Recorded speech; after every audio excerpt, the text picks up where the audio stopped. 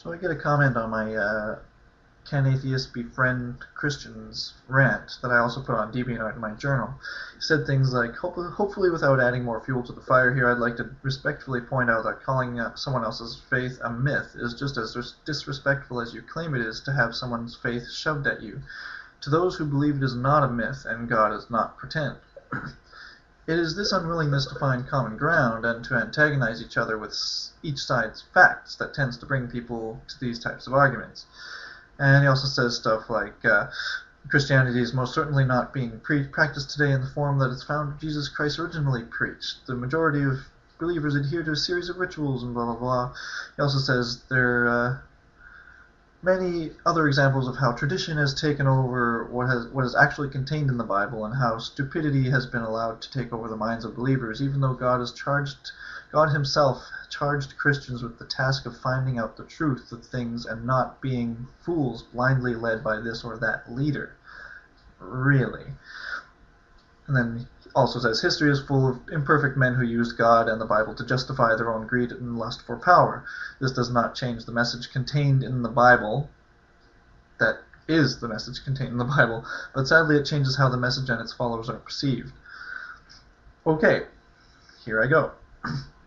I don't want this to come off as sounding mean or angry, because I did not write this in an angry or mean mood, just a calm and analytical mood, so please bear with me.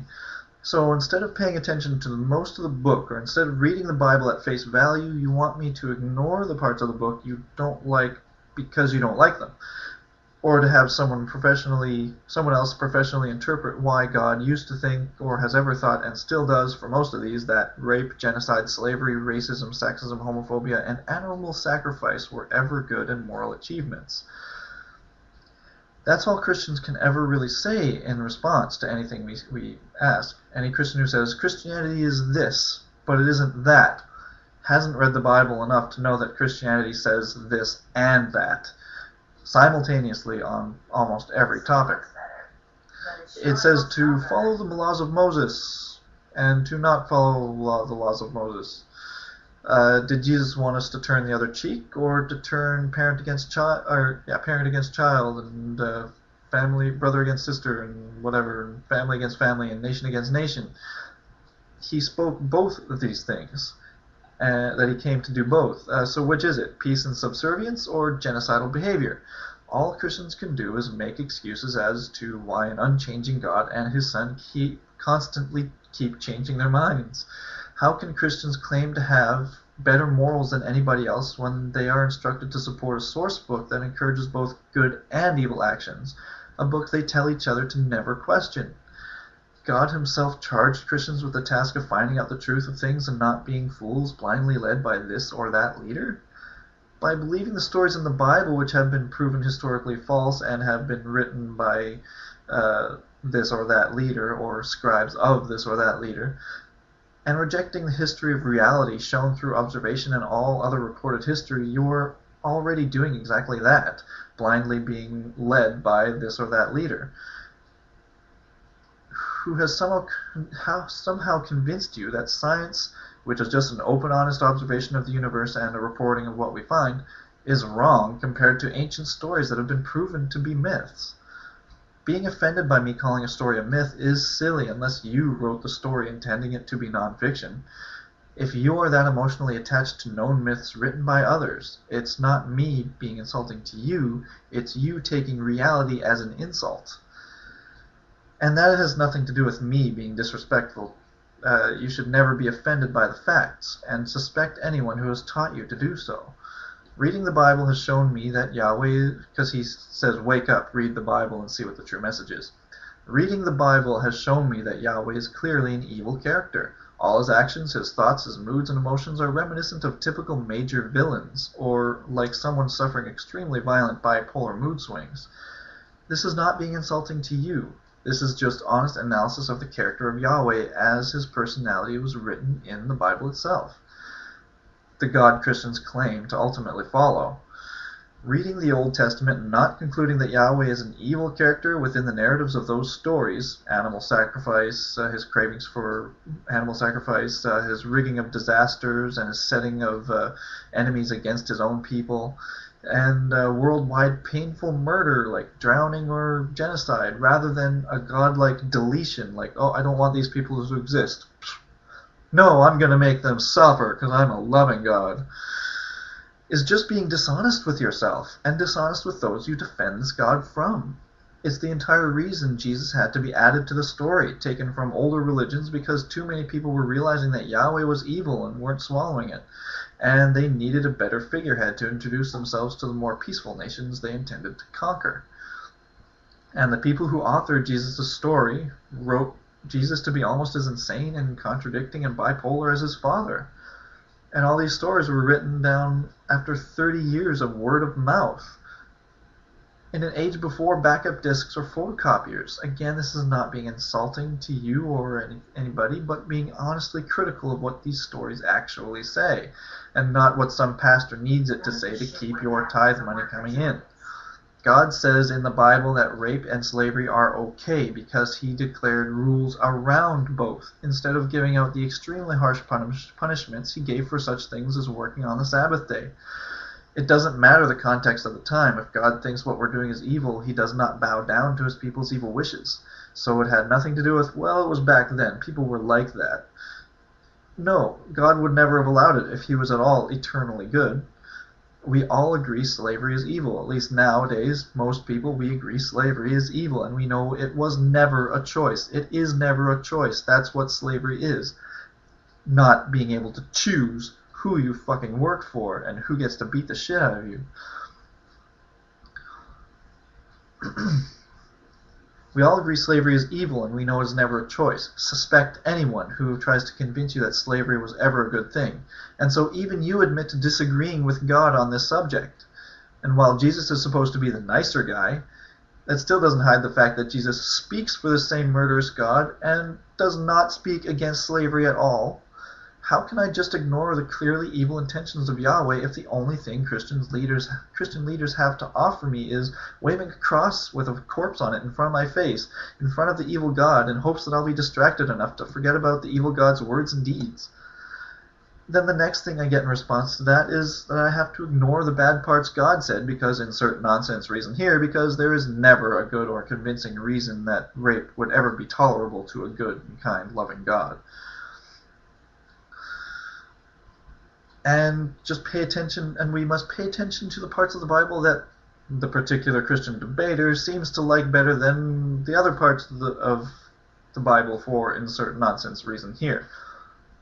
But how can I take one Christian debater seriously if the very next Christian debater tells me that everything the first one was for that he's against, and everything that he's against is not even in the Bible that the other guy was talking about? That's what they've all done, and you're just one more on the list who has instructed me to arbitrarily ignore some parts of the Bible just because you say so, while others say to ignore your parts and pay attention to theirs. And you both claim to be better Christians than the other.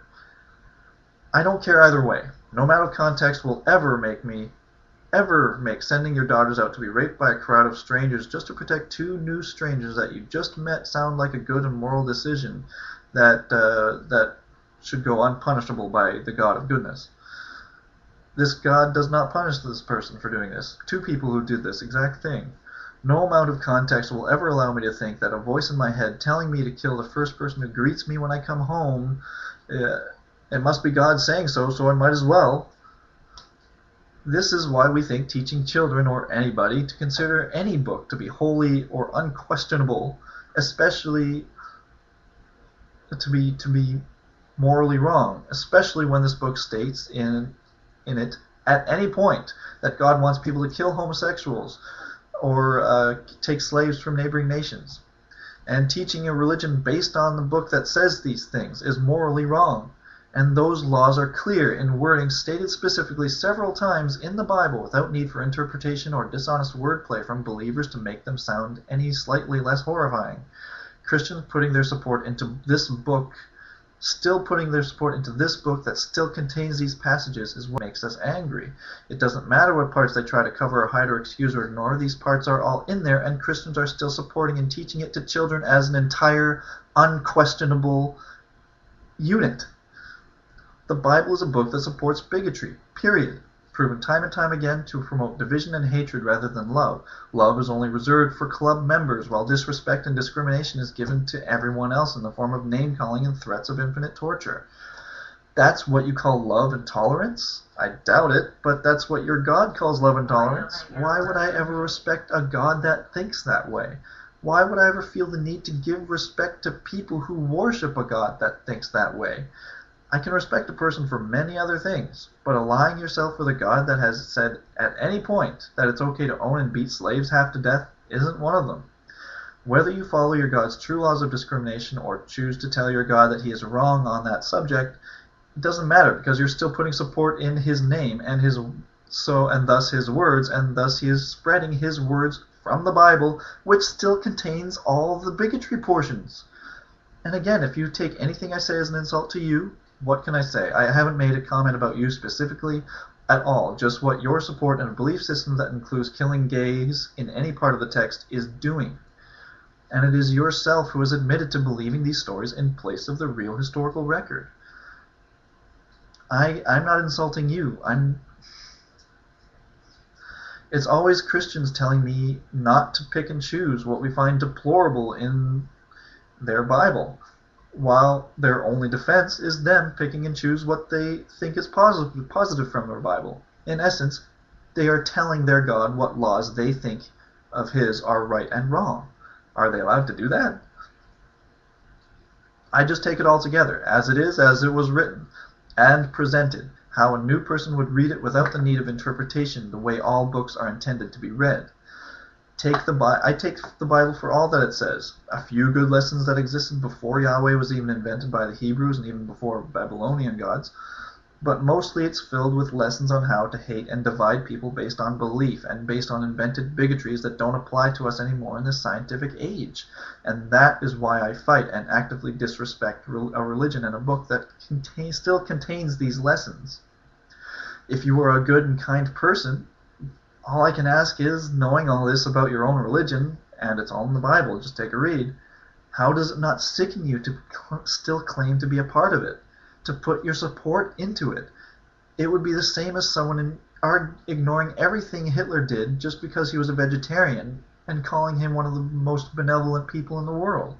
How can I respect something that actively insults me by calling me a fool for not believing in its already proven false myths? How can I respect a religion for insulting homosexuals by saying they're not even worthy of life? Why should I give respect to someone who still stands by a book that still says all of these things? Believe in a God if you absolutely feel you need to, but don't believe in this God. For God's sakes, you're so much better than this God could ever attempt to be. Don't fear, but highly suspect an all-powerful God that could ever be jealous or angry. I say these things not to insult you, but to compliment you, because I know you are better and more amazing than your religion wants you to think you are. Everyone is. You don't have to, well, everyone except for rapists and murderers, they're exactly like God. You don't have to support this shit anymore. There are always other options. Reality has always been there for you. You just have to look at it for what it is and not for what you wish it could be. And until you Christians have removed all the passages in the Bible from the Old Testament and the New Testament that declare any form of bigotry, from fool-calling to killing gays to threats of hell to outright genocide of believers of different religions, then I'll have no reason to disrespect Christ and his daddy anymore. You can't just point to a book and say, I believe in all of this, but look here, but don't look here. Make it so you can tell your kids, feel free to read this entire book because you will never encounter a single lesson of hatred. Until the current Bible is replaced with that Bible, we will continue to fight. When your current Bible is replaced with a Bible that has removed everything that says any hating thing against any other person for any reason other than a hideous crime like murder or rape, then we'll stop having reasons to fight Christianity specifically.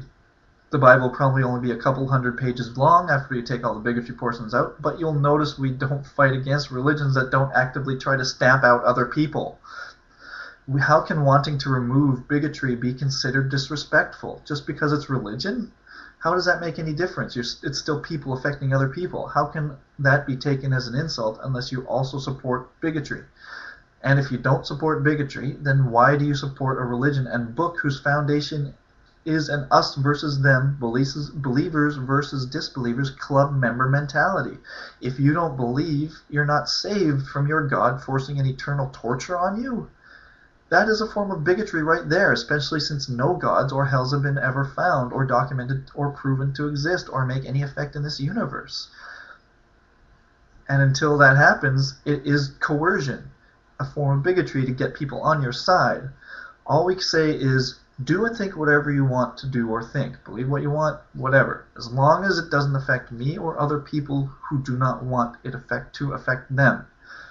Once Christians as a whole stop trying to push their moral superiority from this Bible, which you know clearly supports evil, over those who don't belong to the religion, once the passages that encourage that kind of behavior are deleted from the Bible, we'll have very little to argue about. And that is how respect works.